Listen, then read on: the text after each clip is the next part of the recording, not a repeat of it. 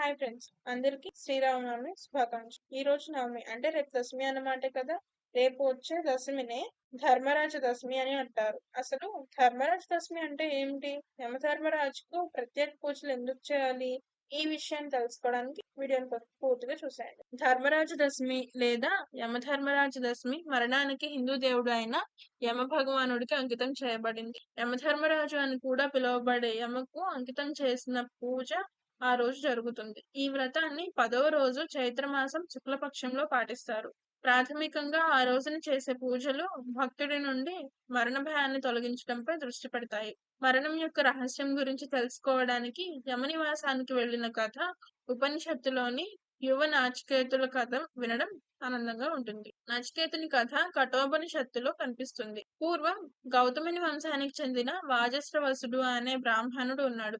అతను ఒకసారి విశ్వజిత్ అనే యాగాన్ని సంకల్పించాడు. అప్పటికే జ్ఞానిగా పేరు పొందినవాడు కాబట్టి వాజస్రాసుని యాగం గురించి వినగానే జనం తండోపతండాలుగా వచ్చారు. యాగం అద్భుతంగా సాగి నిరాటంకంగా ముగిసింది. ఇక దాన కార్యక్రమాలు మొదలయ్యాయి. వాటిలో భాగంగా వాజస్రాసుడు ఆరోగ్యంగాను దృఢంగాను ఉన్న గోవులను తన వద్దనే ఉంచుకొని వట్టిపోయిన ముసలి ఆవులను అనారోగ్యంతో బలహీనంగా ఉన్న వాటిని దానం చేయడం మొదలుపెట్టాడు. తండ్రి ప్రవర్తన చూసి నచికేతునికి బాధ కలిగింది. దానం అంటూ చేస్తే అది అవతల వాడికి ఉపయోగపడేదిగా ఉండాలే కానీ తన దగ్గర ఉన్న వాటిని వదిలించుకునేవిగా ఉండకూడదు కదా అన్న సందేహం మొదలైంది. పైగా బాల్య చాపల్యంతో తండ్రి దగ్గరకు వెళ్లి ఇలా నీకు పనికిరానివన్నిటినీ దానం చేస్తున్నావు సరే, ఇంతకీ నన్నెవరికి దానం చేస్తావు అని అడగడం మొదలుపెట్టాడు. పిల్లవాడు అదే ప్రశ్నను మాటి మాటికి అడగడంతో తండ్రికి చిరెత్తుకొచ్చింది. నిన్ను ఆ యముడికి దానం చేస్తున్నాను పొమ్మన్నాడు. తండ్రి నోట్లోంచి అలాంటి మాట వినగానే నచికేతుడు నిర్ఘాంతపోయాడు. తొందరపడి తాను అన్న మాటకు తండ్రి కూడా పశ్చాత్తాపడ్డాడు.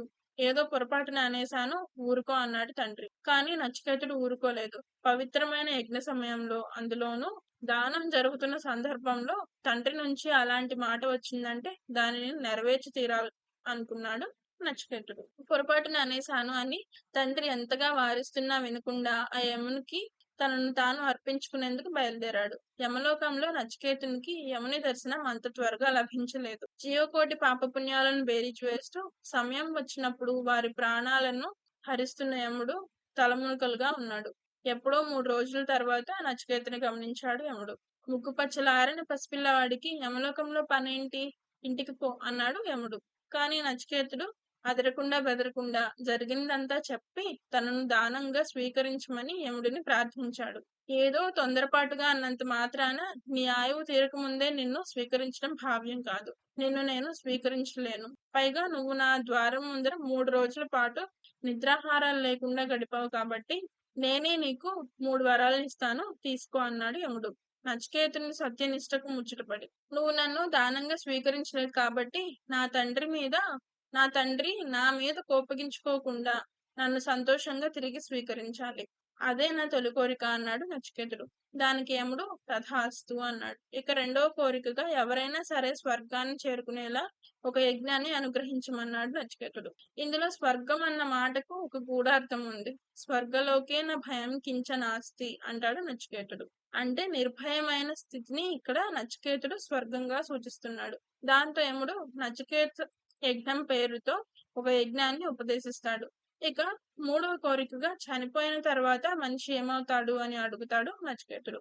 తనంతటి వారు ప్రత్యక్షమై కావాల్సిన కోరికలు కోరుకోమంటే నా తండ్రి నన్ను అభిమానించాలి, ప్రయాణం చేయించే స్వర్గం కావాలి, మరణం రహస్యం తెలియాలి అంటూ ఈ పిల్లవాడు పారమార్థిక కోరికలను కోరడం యముడికి సైతం ఆశ్చర్యాన్ని కలిగించింది. అందుకే నువ్వు చిన్నపిల్లవాడివి, అవన్నీ నీకు చెప్పినా అర్థం కావు.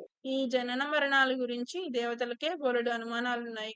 వేరే ఏదన్నా కోరుకో, నీకేం కావాలన్నా వరమిస్తాను అని నచికేతునికి నచ్చ చెప్పడానికి ప్రయత్నించాడు యముడు.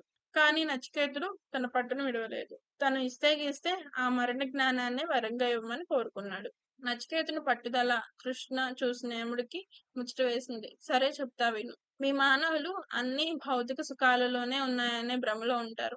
తమ కోరికలను చంపుకోలేక పునరావృతమవుతున్న ఆ కోరికలను పూర్తిగా తీర్చుకోను లేక మళ్ళీ మళ్ళీ భూలోకంలో జన్మిస్తూనే ఉంటారు. నిజానికి ఈ లోకంలో శాశ్వతమైనది ఒక్క ఆత్మ ఒక్కటే. దానిని అశాశ్వతమైన వాటితో ఎలా పొందగలరు అంటూ ఆత్మతత్వం గురించి సుదీర్ఘంగా వివరిస్తాడు యమధర్మరాజు. ఆ మాటలకు సంతృప్తి చెందిన నచికేతుడు తన ఇంటికి సంతోషంగా తిరుగుముఖం పడతాడు. ఆత్మజ్ఞానం గురించి యముడికి నచికేతునికి జరిగిన సంభాషణ కఠోపనిషత్తులో ముఖ్య భాగం వహిస్తుంది. నిజానికి ఈ ఉపనిషత్తు మరో భగవద్గీతను తలపిస్తుంది. అందుకే వివేకానంద వంటి జ్ఞానులకి కఠోపనిషత్తు అంటే ఎంతో ఇష్టం. నచికేతుడు అంటే దృఢమైన విశ్వాసం ఉన్న ఓ 10-12 మంది పిల్లలు ఉంటే ఈ దేశానికే ఒక కొత్త దిశను చూపించగలను అంటారు వివేకానంద.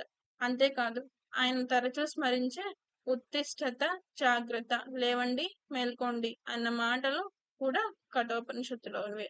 సో ఫ్రెండ్స్, విన్నారు కదా, ఇదే రేపు వచ్చే ధర్మరాజు ద్వాదశి యొక్క స్టోరీ అన్నమాట. ఈ స్టోరీ మీకు ఎలా అనిపించిందో మీ అభిప్రాయాన్ని కామెంట్ రూపంలో తెలియచేయండి. వీడియో నచ్చితే లైక్ చేయండి and don't forget to subscribe.